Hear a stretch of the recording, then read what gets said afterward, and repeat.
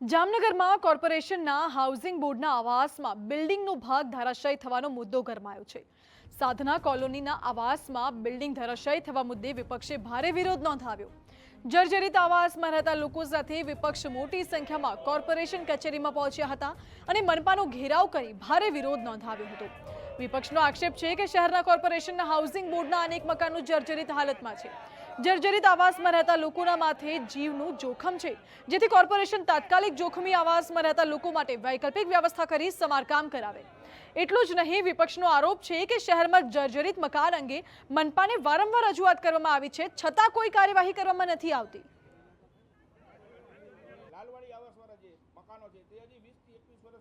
લાલવાડી આવાસવાળા જે મકાનો છે તે હજી 20 થી 21 વર્ષ પહેલા જ લોકોને સુપરત કરેલા છે। તેમાં 100% ભ્રષ્ટાચાર છે। આવાસોની એટલી જર્જરિત હાલત છે કે કોઈ પણ મકાન 50 થી 60 વર્ષે જે મકાનની હાલત હોય તે મકાનની 20 વર્ષ। શું હજુ પણ આપ માતા પિતા બનવા માટે રાહ જોઈ રહ્યા છો? ઓએસિસ ફર્ટિલિટી સાથે આપનું માતા પિતા બનવાનું સપનું સાકાર કરો। ફર્ટિલિટી ટ્રીટમેન્ટ માટે વિશ્વાસુ અને નિષ્ણાંત અપોઇન્ટમેન્ટ માટે કોલ કરો 9015245245 પર। આજે અમે કોંગ્રેસ પરિવાર સાથે રાખી અને લોકોને બધા સાથે રાખી અને કમિશનર સાહેબને આવેદન આપ્યું કે આ લોકો માટે વૈકલ્પિક વ્યવસ્થા ઊભી કરે અને તાત્કાલિક આ લોકોના જીવના જે જોખમમાં રહે છે તેની સુવિધા આપવામાં આવે।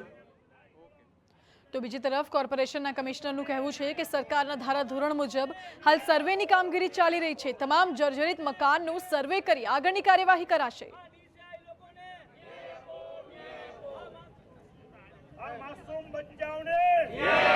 મોટાભાગના મકાનો ગુજરાત હાઉસિંગ બોર્ડે જે તે સમયે બનાવેલા છે। ઘણા બધા મકાનોને સારો એવો સમય થયો છે, કેટલાક મકાનોને તો 30-35 વર્ષ પણ થયેલા છે।